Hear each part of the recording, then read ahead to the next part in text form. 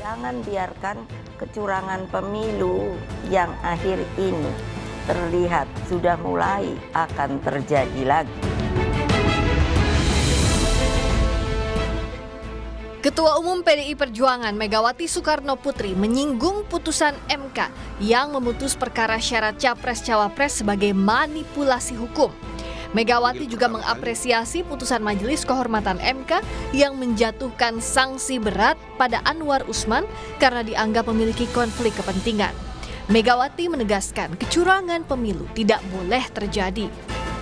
Pemilu yang demokratis, yang jujur, adil, langsung, umum, bebas, dan rahasia harus dijalankan tanpa ada kecuali.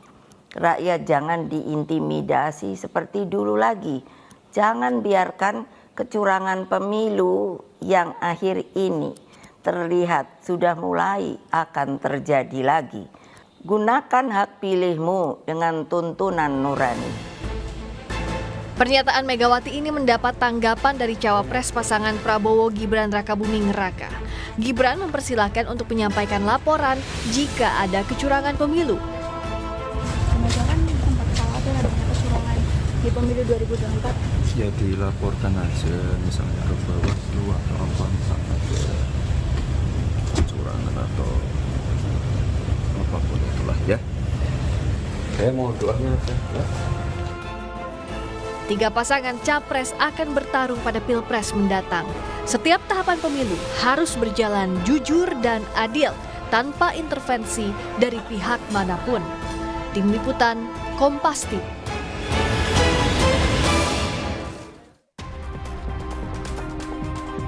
Saudara, pernyataan Megawati Soekarnoputri mengkhawatirkan soal adanya dugaan kecurangan yang mulai terjadi jelang Pilpres. Pernyataan Megawati pun direspon bakal cawapres Gibran Rakabuming Raka dengan memintanya untuk melaporkan dugaan kecurangan tersebut. Bagaimana membaca komunikasi Megawati dan Gibran terkait soal dugaan munculnya kecurangan Pilpres? Apakah jawaban Gibran ini semakin menunjukkan kerenggangan hubungan keluarga Jokowi dengan PDIP? Lalu bagaimana juga dengan penanganan dugaan kecurangan jelang Pilpres 2024? Kita akan bahas lebih dalam soal potensi kecurangan di Pilpres. Bersama dengan politisi PDI Perjuangan sudah ada Bang Masinton Pasaribu, Wakil Ketua Partai Gerindra Pak Habibur Rahman, dan pengamat politik Pak Ikrar Nusa Bakti yang sudah hadir di studio. Terima kasih, selamat sore Bapak-Bapak. Ya, saya langsung ke Bang Masinton. Bang Masinton, sebenarnya seberapa besar sih dugaan kecurangan ini dari PDIP sendiri? Dan ini kan tidak disebutkan siapa sih yang diduga oleh Bu Mega ini? Jadi Bu Mega menyampaikan beliau sebagai tokoh yang ikut dalam pusaran sejarah reformasi dan demokrasi itu. Ya. Beliau memberikan satu early warning, peringatan dini kita semua, khususnya terhadap penyelenggara negara, bahwa kita pernah mengalami masa-masa yang tidak demokratis, masa-masa kelam sejarah, masa-masa berada dalam situasi kejahatan demokrasi. Nah, beliau mengingatkan ya agar bangsa ini tidak mengulangi hal yang sama. Maka apa yang disampaikan oleh Bu Megawati adalah sikap dan pengalaman beliau ya, dan kita semua pernah merasakan itu ya Prof ya, agar tidak terulang seperti di masa Orde Baru. Oke. Nah, tentu dasarnya apa gitu ya, Bu Mega dengan satu pengalaman beliau dari berbagai situasi sejarah, Ya. kemudian melihat fakta-fakta yang ada. Nah, putusan Mahkamah Konstitusi itu kan terkait pemilu. Nah, proses ini sudah dimulai dari pelanggaran etik berat. Oke. Nah, di situ ada kecacatan etika di sana. Dan kemudian ada masalah yang kalau ini kita biarkan tanpa kita memberikan satu peringatan, maka ini akan berbahaya dalam proses Jadi demokrasi. singkatnya ditujukan kepada pasangan? Tidak ada menunjukkan siapapun. Hanya potensi saja? Ya, ini kita sudah membaca maka tadi dugaan-dugaan itu tadi sudah terkonfirmasi dengan MK. Putusan MK itu kan jelas ada pelanggaran etik berat di sana. Oke. Ya, ada ruang intervensi pihak luar terhadap putusan PUU 90 di Mahkamah Konstitusi itu. Nah, artinya apa? Bahwa proses ini sudah dimulai dengan satu kecurangan. Oke, baik. Proses Saya ini langsung sudah dimulai dengan satu kecacatan. diawali etika. satu kecurangan. Kita akan dengar tanggapan dari Pak Habibur Rahman. Bagaimana Anda melihat situasi ini? Pak Habib? Dia masih di mute. Masih di mute Pak Habib? Halo? Ya, Bisa? silakan. Halo? Silakan. Sudah bisa belum? Silakan Pak. Ya, kalau kami melihat ini Ibu Mega bersikap sebagai ibu bangsa, ya, yang pernyataannya tidak tendensius ke salah satu pihak, tetapi mengingatkan semua pihak, ya, untuk tidak membiarkan terjadinya kecurangan. Hanya memang ada sedikit yang kurang tepat yang beliau sampaikan, mungkin bukan karena persoalan beliau, tapi memang persoalan penyajian data yang kurang lengkap yang disampaikan kepada beliau, ya. Kalau disebut-sebut soal putusan MK, ya, putusan MK itu tidak membuktikan kecurangan siapapun, karena ya putusan MK-nya kalau kita baca di putusan MK nomor 1 di pertama kesimpulan bahwa MK tidak bisa memeriksa, ya, putusan MK. Lalu yang terjadi itu adalah soal sikap berhukum. Soal bagaimana Anwar Usman mengimplementasikan jurisprudensi soal pengesampingan azas konflik kepentingan yang memang sudah terjadi dalam berbagai edisi Hakim Mahkamah Konstitusi. Dan itu dinyatakan juga dalam putusan MK bahwa pengesampingan Tapi maaf Pak Habib, MK sendiri kan sudah memutuskan bahwa ada pelanggaran etik berat. Jangan dipotong dong, saya lagi menjelaskan Anda potong gitu loh. Ya kan? Kalau enggak saya berhenti bicara kalau Anda mau potong lagi gitu loh. Silakan.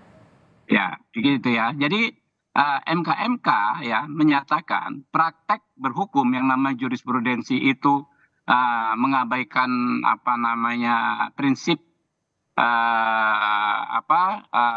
benturan kepentingan sudah berlangsung lama.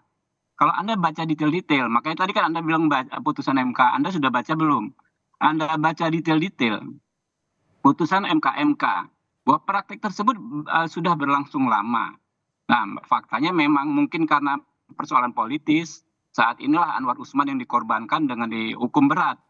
Ya, padahal yang lebih berat, yang kepentingan langsung terkait dirinya sendiri, terjadi zamannya Pak Saldi Isra. Ya. Jadi itulah. Jadi kami melihat positif apa yang disampaikan Ibu Mega. Semangatnya kami dapat, ya, bahwa memang menggunakan kekuasaan untuk menguntungkan salah satu pasangan calon, ya, atau merugikan pasangan calon itu tidak dibenarkan. Dan ini sudah banyak laporan kami, mulai dari PJ Bupati Cilacap, ya. Baik. Kemudian ada Bupati Majalengka, ya, PJ Bupati Pati, acara BP2MI yang baru ini, ya, konon tadi ditweet oleh Beni Kaharman. Ya, kami sudah tangkap untuk memenangkan pasangan tertentu dalam OTT Bupati Sorong. Nah, Oke. Ini yang kita. Sebelum kita ke sana, saya akan ke Prof. Ikrar. Prof. Ikrar, kalau melihat dari komunikasi komunikasi antara Bu Mega dan juga Mas Gibran ini kan bisa dikatakan saling jawab. Ini bagaimana Anda melihatnya? Ya, kalau saya lihat ya, sebenarnya Bu Mega memang mengutarakan jangan sampai seperti dahulu ya. Nah, pada demikian ya, karena PDI ya, dulu masih PDI ya, Partai Demokrasi Indonesia, dan juga P3 itu adalah pelengkap penderita di dalam setiap pemilihan umum di era Orde Baru. Bahkan PDI sendiri ya, ketika Megawati mulai masuk di dalam PDI, itu kan suaranya melonjak tajam, pernah kita bahas beberapa minggu yang lalu ya. Dan itu walaupun angkanya itu melebihi P3 dan di bawah sedikit dibandingkan Golkar, tapi ternyata hasil akhirnya itu tetap di bawah P3. Jadi itu salah satu contoh. Contoh yang lain juga ya, saya beri contoh misalnya bagaimana pemilu 82 ya, bagaimana P3 dikambing hitamkan dalam peristiwa lapangan Banteng. Bagaimana juga misalnya penguasa pada saat itu ya selalu mengintervensi setiap adanya pergantian pimpinan di partai-partai politik khususnya P3 dan PDI. Dan kemudian yang lebih gila lagi itu adalah bahwa pada masa lalu itu hasil pemilu itu sudah boleh dikatakan ditentukan terlebih dahulu dibandingkan melalui proses-proses pemilu yang benar-benar yang baik ya. Anda mungkin nggak percaya kalau saya ngomong ya, itu kalau mau menghitung berapa angka perolehan suara ya, itu kadang-kadang itu perahu itu cuma muter aja, berapa daerah sini sekian gitu. Jadi cuma begitu aja tanpa seperti yang sekarang tuh ya, kertas C1-nya itu benar-benar dilihat, benar-benar ada saksi dan sebagainya. Kenapa demikian? Karena pada saat itu memang penguasa itu menggunakan baik aparat itu pihak militer ataupun polisi untuk intervensi pemilu. Nah sekarang ya ini kan juga ditakutkan baik itu ASN ataupun TNI khususnya TNI AD ataupun Polri ataupun intelijen itu juga dipakai oleh penguasa untuk memenangkan salah satu pasangan calon. Baik, sebenarnya seberapa krusial seorang Megawati Soekarno Putri sampai mengucapkan beberapa poin padahal belum masuk di masa kampanye. Tapi kita akan bahas selepas jeda, tetap bersama kami di Kompas Petang. Terima kasih Anda masih bersama kami di Kompas Petang. Kita masih membahas soal saling jawab terkait dengan adanya dugaan potensi kecurangan di Pilpres 2024. Prof. Ikral, kalau tadi Anda menyebutkan ada komunikasi politik. Nah, kalau Anda melihatnya, komunikasi politik antara Bu Mega dan Mas Gibran ini apakah sudah mengkonfirmasi bahwa hubungan antara Jokowi dan PDIP semakin merenggang? Kalau buat saya bukan semakin merenggang ya, tapi memang sudah patah arang. Ya. Patah arang? Sudah patah arang. Jadi kalau saya meminjam istilahnya Puan Maharani, dia bukan lagi bagian dari kita. Jangan bermimpi bahwa dia juga masih bagian dari keluarga kita. Jadi itu menunjukkan bahwa Pak Jokowi itu bukan lagi bagian dari PDIP gitu kan. Dan itu juga sudah menjadi bagian dari pihak lain gitu kan. Jadi itulah yang terjadi. Dan menurut saya sebaiknya juga Gibran diam aja. Kenapa demikian ya? Karena Gibran sendiri kan pernah menyatakan bahwa dia akan tegak lurus pokoknya mengikuti apa perintah dari ketua umum. Ya. Tapi sekarang kok dia kemudian memberikan komentar-komentar yang boleh dikatakan nggak begitu enak ya. Padahal kita tahu memang proses ini di dalam proses saja belum kampanye politik itu memang sudah ada intervensi semacam itu. Sebelum kita ke sana, Prof. Ikrar, ini kan Mas Gibran juga sempat menjawab bahwa jika memang ada kecurangan dibuktikan saja. Apakah statement ini juga mempertegas bahwa ini adalah tantangan?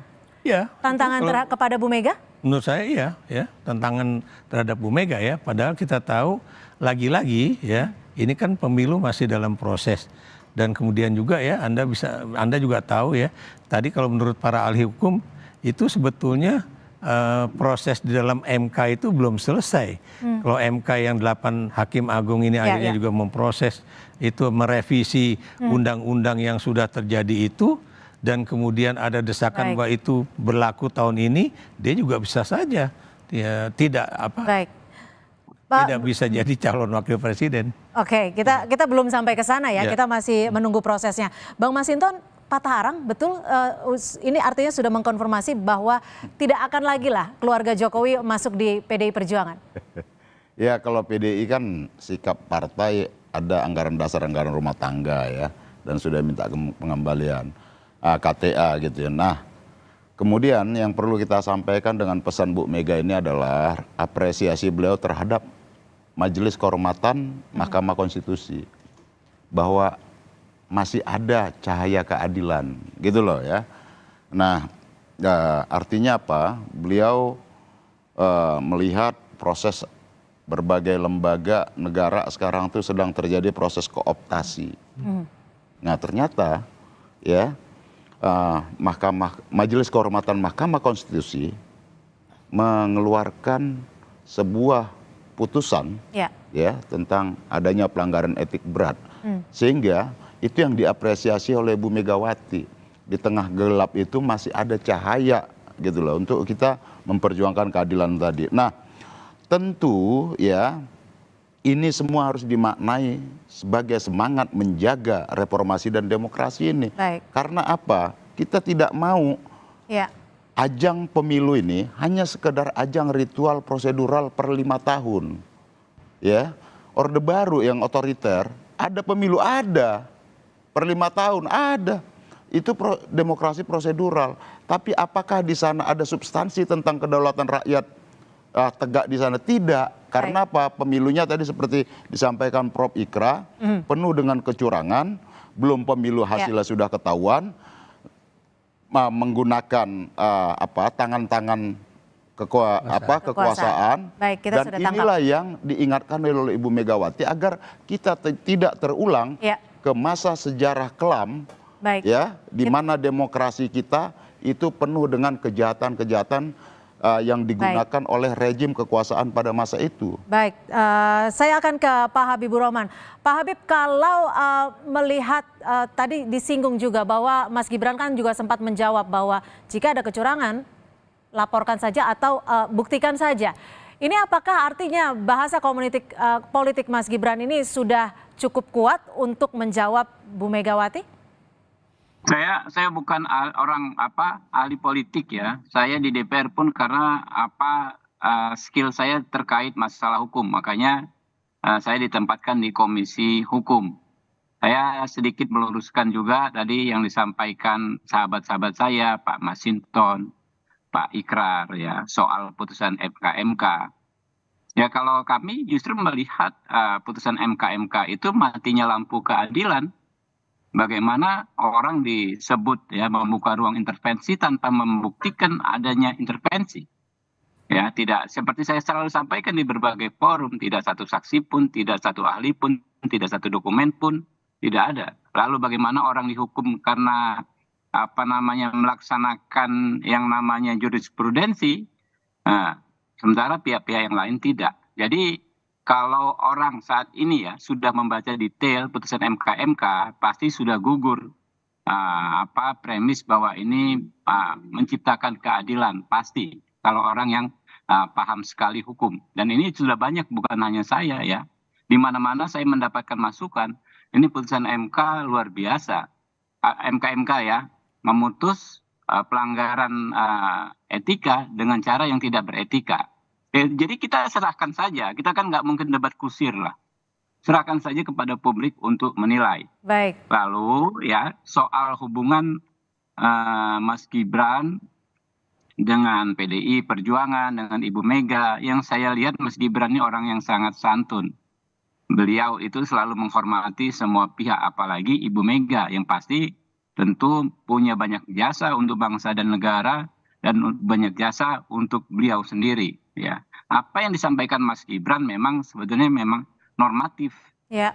Kalau ada tuduhan kecurangan dilaporkan saja.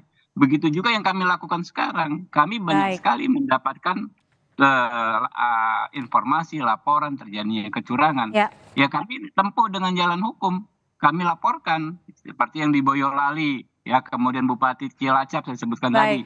Persoalan yang disorong di mana seorang bupati disebut menandatangani semacam fakta integritas untuk memenangkan paslon tertentu. Ya, kami sudah tangkap, saja. Pak Habib. Kita nggak mungkin saling tuding terus, ya kan?